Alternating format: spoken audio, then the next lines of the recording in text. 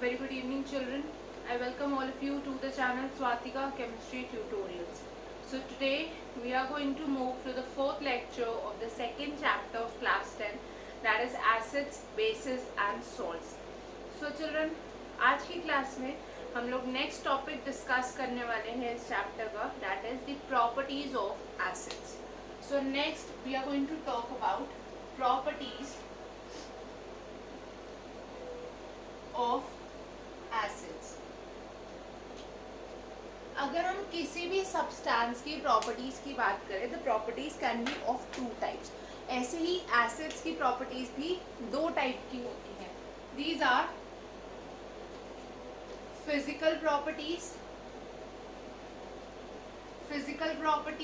and chemical properties. So acids will have two types of properties. These are physical properties and chemical properties. So let us first talk about the physical properties. When I am talking about the physical properties of any substance, children, physical properties हम उन properties को बोलेंगे जिनको आप directly उस substance से determine कर सकते हो. That means without any chemical reaction. हमें उस सब्सटेंस को किसी भी चीज़ से केमिकली रिएक्ट कराने की ज़रूरत नहीं है. तो जो प्रॉपर्टीज हम डायरेक्टली डिटरमिन कर सकते हैं just by looking at the substance और by using the individual substance itself, उन प्रॉपर्टीज को हम बोलते हैं फिजिकल प्रॉपर्टीज.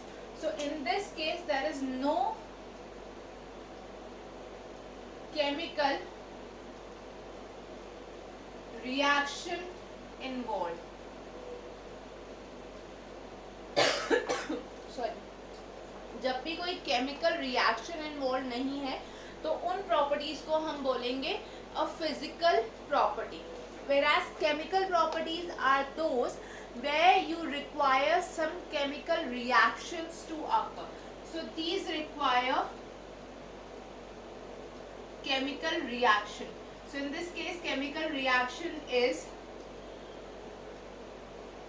necessary. मतलब अगर प्रॉपर्टी को हम डायरेक्टली डिटरमिन कर सकते हैं तो वो फिजिकल प्रॉपर्टी है, और अगर हमें केमिकल रिएक्शन की जरूरत है so that is a chemical property.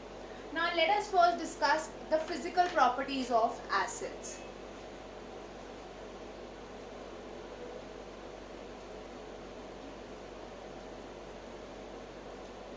So we are first going to talk about the physical properties of acids. Physical properties of acids. ठीक है, एसिड्स की फिजिकल प्रॉपर्टीज के बारे में हम बात करते हैं. The first physical property of acids is their taste. Acids का एक सार टेस्ट होता है.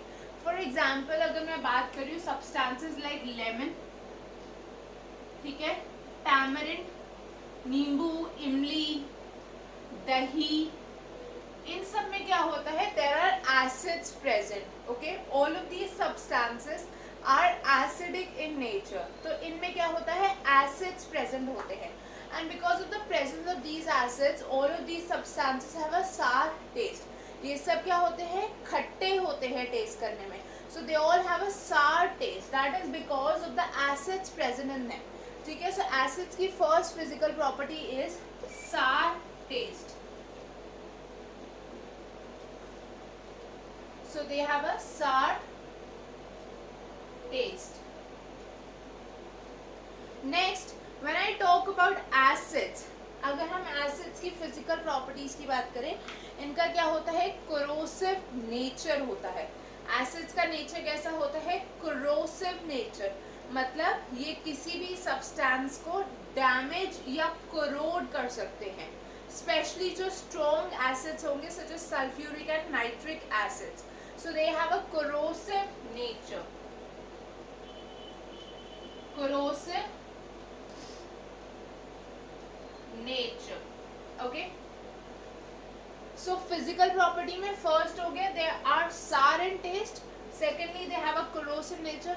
Thirdly, जब acids अपने solution form में present होंगे then children they will conduct electricity. Solution form में क्यों बोला हमने, क्योंकि हमें पता है आयंस प्रोड्यूस होंगे सॉल्यूशन फॉर्म में ही, not in the gaseous form और not in the solid form. Okay, so when they are in the solution form then they will be dissociating into ions and hence there will be conduction of electricity. So they are good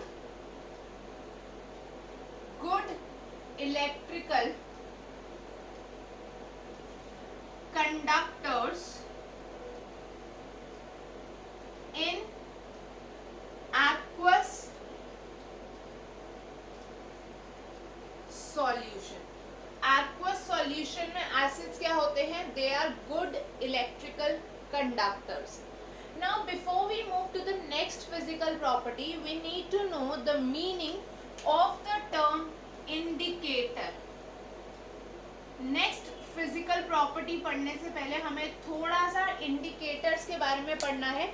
Only then we shall understand the next physical property of acids.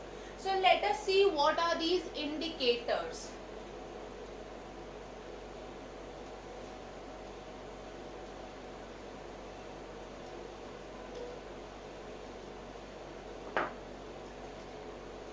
So we are going to talk about indicators.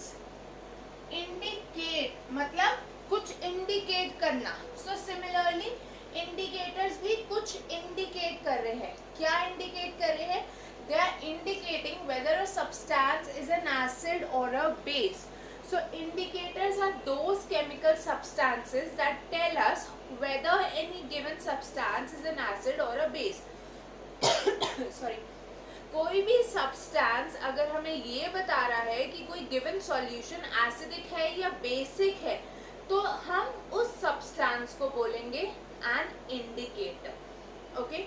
और जो normally indicators हम use करते हैं वो कैसे बताते हैं हमें? By the change in their colour. Okay, जब इंडिकेटर का कलर चेंज होगा तब हमें समझ में आएगा that the substance is an acid और a base. Okay, so these are chemical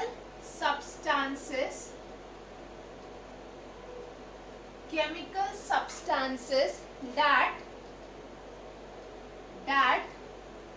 tell whether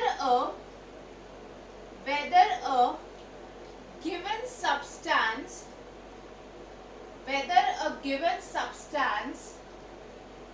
is an acid or a base by the change in color. कोई भी सब्सटेंस एसिड है या बेस है, अगर हमें वो पता चल रहा है by a change in colour, तो हम उस सब्सटेंस को बोलेंगे, उस केमिकल सब्सटेंस को बोलेंगे इंडिकेटर. नाउ चिल्ड्रन, ये जो इंडिकेटर्स हैं दे will B of two types. Okay, when I am talking about indicators तो ये दो तरह के होंगे. दे विल बी natural indicators होते हैं हमारे पास, and we have synthetic मतलब man made. Natural and synthetic indicators और man made indicators. Okay, so children, natural मतलब obviously जो plant से obtain हुए हमें, and synthetic मतलब जो हमने artificially produce किए. इनके बारे में and the other details about indicator we will study later on. Right now we just need to discuss one indicator, that is litmus, जो कि natural है. Litmus is a natural indicator. और क्योंकि अभी हम physical properties of acids discuss कर रहे हैं, so हम सिर्फ अभी litmus के बारे में बात करेंगे. लिटमस एक इंडिकेटर है जिसका natural colour is purple.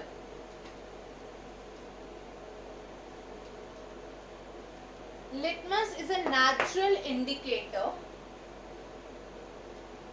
Litmus क्या है? इट इज अ नेचुरल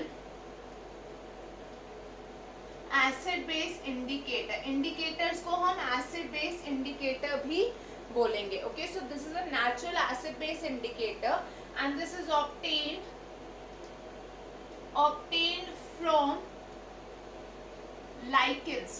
कोई lichens बोलता है, कोई lichens बोलता है, whatever you say. So this is obtained from lichens, okay? जिनके बारे में आप किससे पढ़ते हो, बायो में. So litmus is obtained from lichens and ये जो litmus का natural color होता है, natural color of litmus is purple, ठीक है. But जब लिटमस एसिडिक सॉल्यूशन में होता है it is red and when it is with a base then it changes to blue. So litmus acidic solution में red colour show करेगा और basic solution में it will show the color blue. So children, the next physical property of acids is that acids turn blue litmus to red. ये हो गई acids की next physical property कि वो blue litmus को रेड में convert कर देते हैं. और अगर आपने रेड लिटमस डाला एसिड में then there will be no change. Okay, litmus के बारे में और बाकी इंडिकेटर्स के बारे में हम ज़्यादा डिटेल में बाद में डिस्कस करेंगे. Right now you just need to understand one more point about indicators.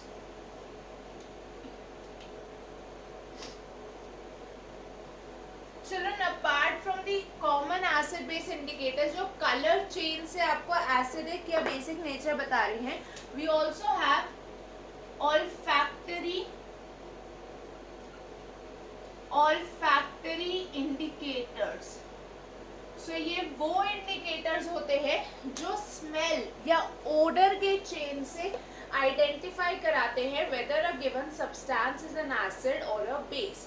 तो अगर कोई भी सब्सटेंस अपने ओडर को एसिडिक और बेसिक मीडियम में वेरी करता है then we understand that it is an olfactory indicator. Okay, so these change their odor in acidic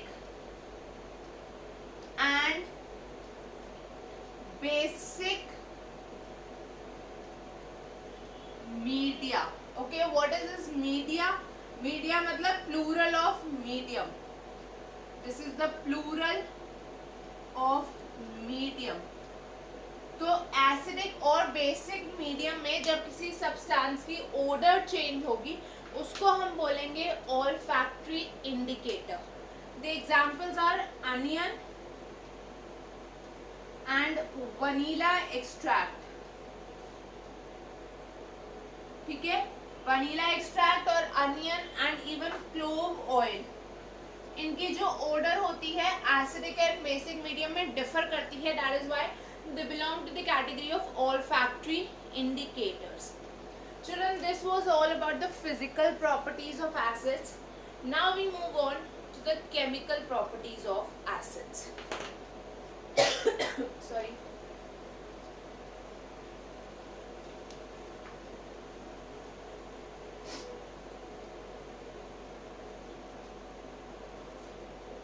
So let us move on to the next topic, that is chemical properties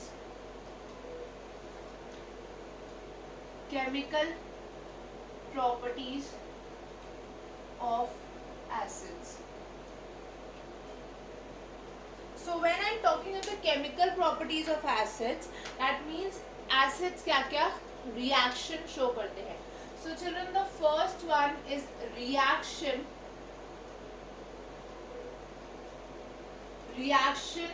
with metals. Acids जब metal के साथ react करते हैं then we have the first chemical property of acids. अब यहाँ पे जो general reaction होती है दैट इज डाइल्यूट एसिड. ठीक है, हम डाइल्यूट एसिड की बात कर रहे हैं क्योंकि कॉन्सेंट्रेटेड एसिड के साथ रिएक्शन में कुछ चेंजेस आ जाते हैं. Okay, we will talk about them later on. So dilute acid plus metal यहाँ पे जो प्रोडक्ट बनेगा that is metal salt plus H2 gas. ठीक है, ये जनरल रिएक्शन है। Dilute acid reacting with metal gives metal salt plus H2। Okay, हमने dilute concentrated last class में डिस्कस कर लिया था। डाइल्यूट मतलब यहाँ पे सॉल्वेंट का अमाउंट ज्यादा है, एसिड का अमाउंट कम है। Okay, so when I am talking of a dilute acid reacting with a metal to produce metal salt and hydrogen gas, यहाँ पे condition is this metal must be more reactive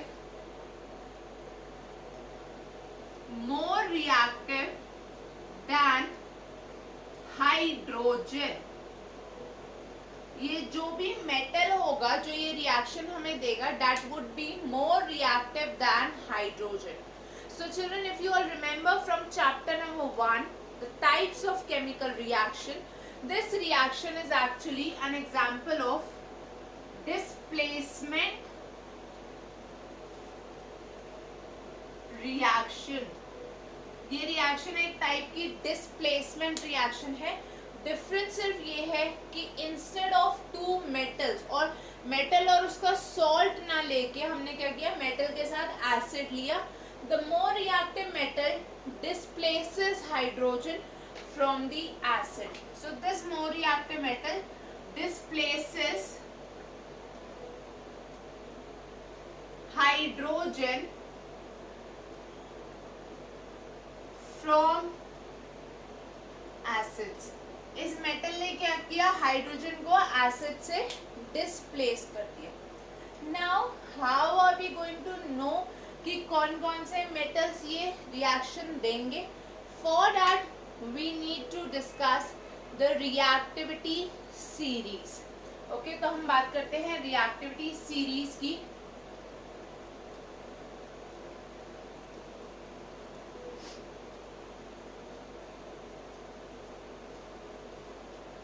So what is the reactivity series? Reactivity series is basically a series where we are arranging the metals in the decreasing order of their reactivities. कौन सा metal ज्यादा easily react कर रहा है, कौन सा नहीं कर रहा, that is what we get from the reactivity series. Okay, so what is the reactivity series?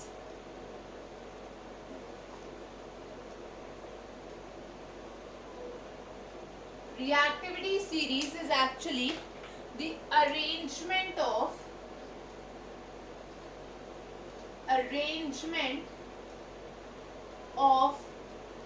metals in the decreasing order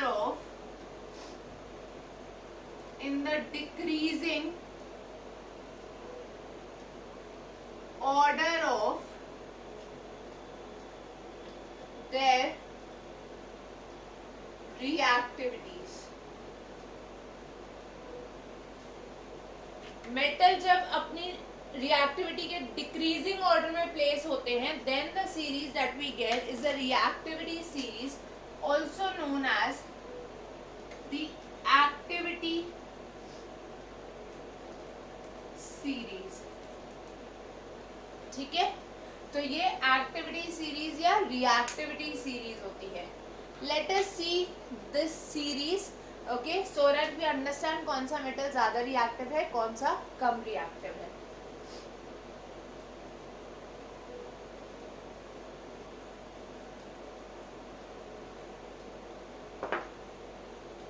So the first metal is potassium,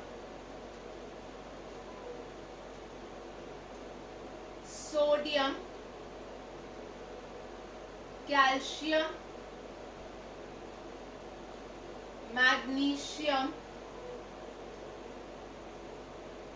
aluminium,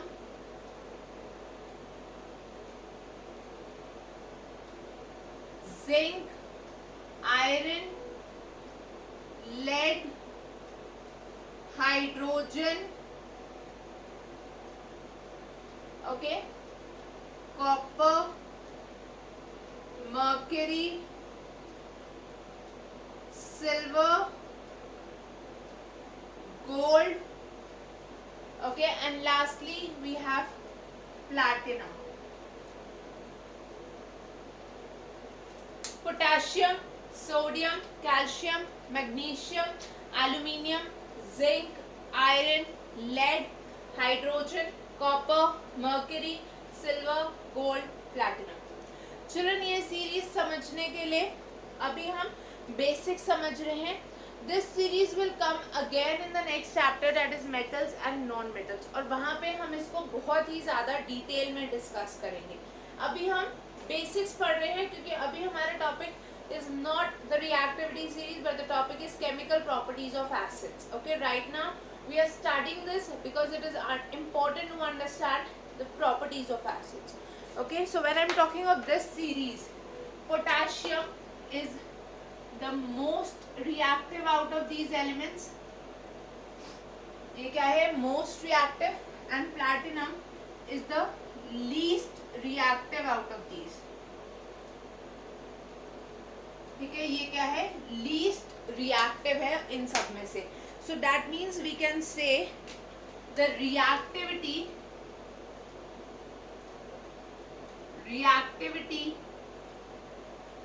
decreases as we come from potassium to platinum. अब चलो इसमें hydrogen कहाँ है? Hydrogen is present over है. Although hydrogen non metal है और हमने बोला रिएक्टिविटी सीरीज मेटल्स के लिए है, बट स्टिल हमने हाइड्रोजन को इस सीरीज में प्लेस किया है फॉर द रीजन कि हाइड्रोजन भी मेटल्स की तरह रिएक्टिव है. मतलब जिस तरह से मेटल्स रिएक्ट करते हैं by losing their electrons, in a similar manner hydrogen can also lose its electrons. Okay, so just like metals, hydrogen also has a tendency to lose its electrons. That is why it is placed with the other metals in this reactivity series. Now all the elements present above hydrogen like potassium, sodium, calcium, magnesium, aluminium, zinc, iron and lead, इन सब के साथ, इन सब metals के साथ acids की, dilute acids की reaction हो सकती है to produce hydrogen. Okay, the reason is कि हाइड्रोजन इन सबसे कम रिएक्टिव है. But when I talk of these metals, तो इनके साथ एसिड की रिएक्शन नहीं होगी because they all are less reactive than hydrogen, so they can not displace hydrogen from the acid. I hope this is clear to everyone. Okay, so let us see some examples for this.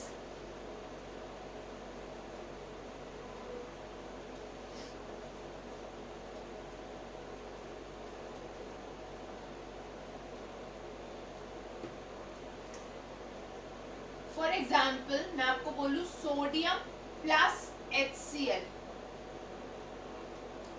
aqueous solution of HCl लिया हमने sodium के साथ. Since sodium is more reactive than hydrogen, तो definitely we will get a reaction. Reaction होगी NaCl aqueous plus H2 gas, right? Sodium is reacting with HCl because hydrogen is less reactive than sodium. तो sodium ने इस hydrogen को displace करके NaCl plus H2 बनाया. तो यहाँ पे twice, twice and twice. This is the balanced equation, right? Children, अब अगर मैं आपको बोलूं मैग्नीशियम प्लस H2SO4, ठीक है, magnesium plus sulphuric acid, again हमें यहाँ पे प्रोडक्ट मिलेगा MgSO4 प्लस हाइड्रोजन गैस, क्योंकि मैग्नीशियम भी ज्यादा रिएक्टिव है हाइड्रोजन से.